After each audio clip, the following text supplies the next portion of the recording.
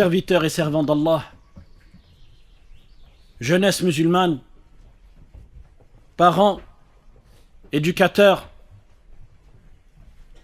nous vivons une époque particulière. Une époque où les épreuves ne viennent plus seulement de l'extérieur, mais entrent directement dans nos maisons, dans nos chambres, dans nos poches, à travers ce petit écran que nous tenons tous, le téléphone, le smartphone. Les réseaux sociaux ne sont pas neutres. Ils sont une épreuve, une fitna, une tentation. Et combien parmi nous sous-estiment cette fitna, cette tentation? Regardez nos jeunes et nos moins jeunes. Des heures et des heures passées à faire défiler des vidéos sans fin. Une vidéo, puis une autre, puis encore une autre, jusqu'à ce que les heures disparaissent. Et ensuite,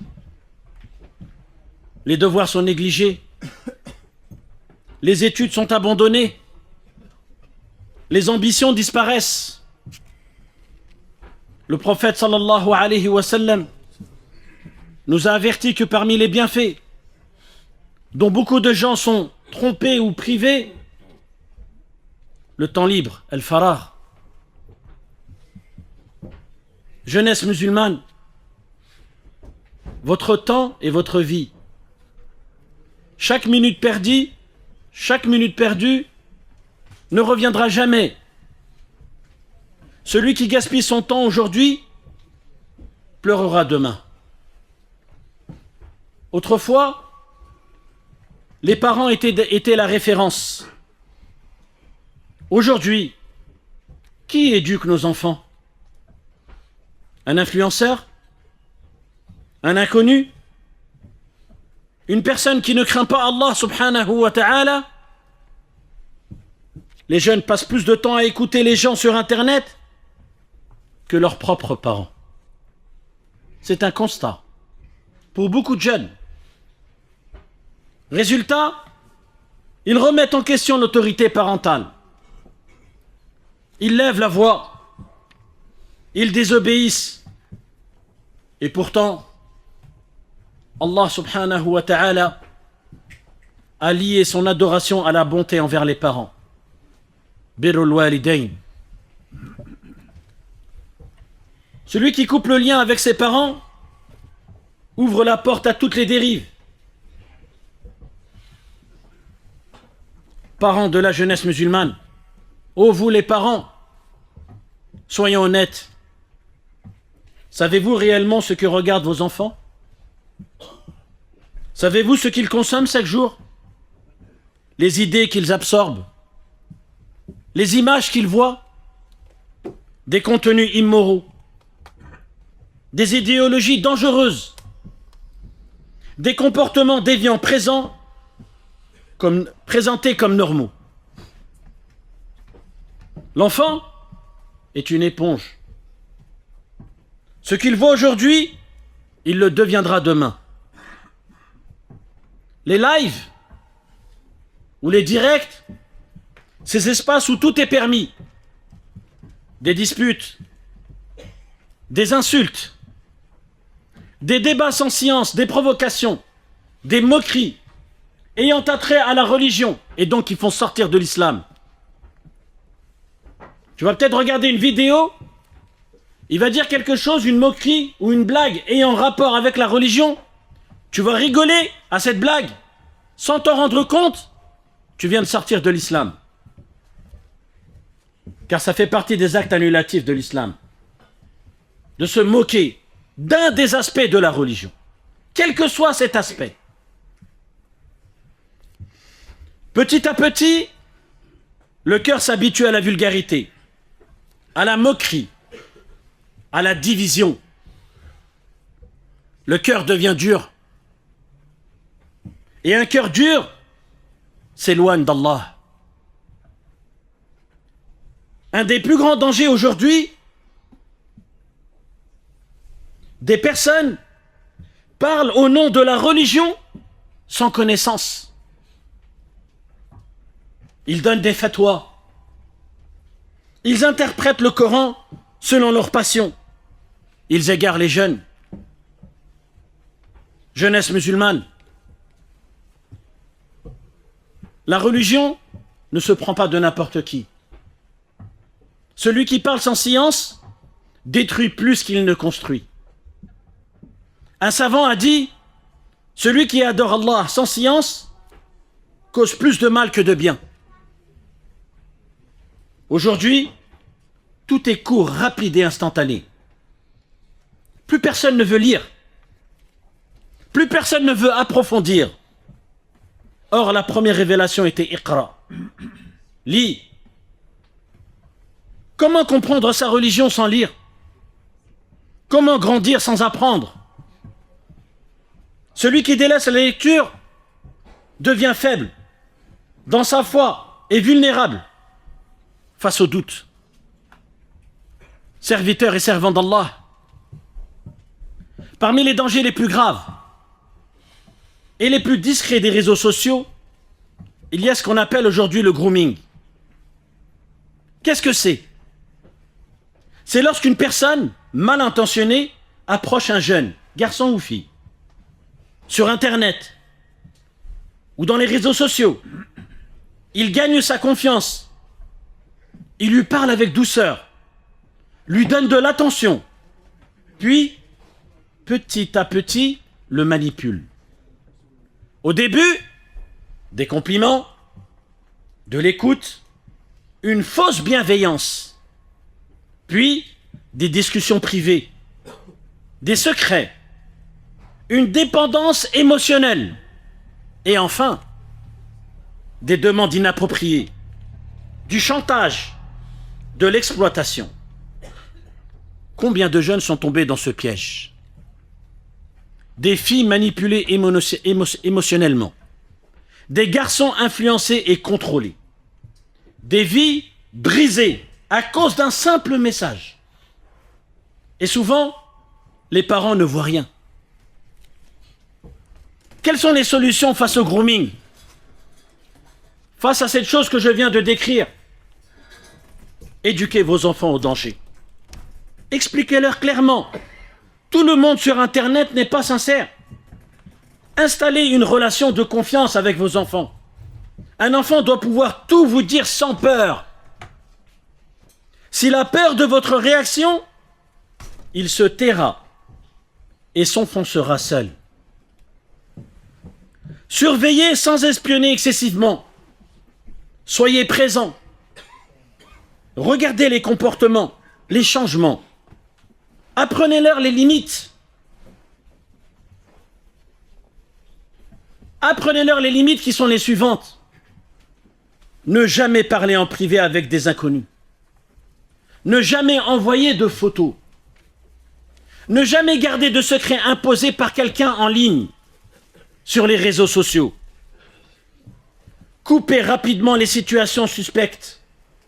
Mieux vaut agir tôt que regretter tard. Jeunesse musulmane, si quelqu'un vous parle en secret, vous flatte, vous demande de cacher des choses à vos parents, c'est un piège. Fuyez immédiatement, parlez à vos parents et ne laissez personne jouer avec vos cœurs, votre dignité et votre religion. Serviteurs et servants d'Allah, après avoir parlé des dangers, parlons des solutions. Car notre religion n'est pas une religion de désespoir, mais d'espoir et d'action. Parents de la jeunesse musulmane, vous êtes les bergers de vos enfants. Et chacun sera interrogé sur son troupeau. Ne laissez pas les écrans éduquer vos enfants à votre place. Surveillez, encadrez, dialoguez, dialoguez, dialoguez. Je le répète 3 fois parce que c'est important. Parfois, il n'y a plus de dialogue. On ne s'assoit plus avec nos enfants, on ne discute plus. Il n'y a que des ordres et des interdits. Il n'y a pas de loisir, d'assise. Tu t'assois avec ton enfant et tu lui dis, comment s'est passée ta journée aujourd'hui? Comment ça va en ce moment? Est-ce que tu as des soucis? Est-ce qu'il y a quelque chose que je peux faire pour toi? Discuter d'un sujet aussi.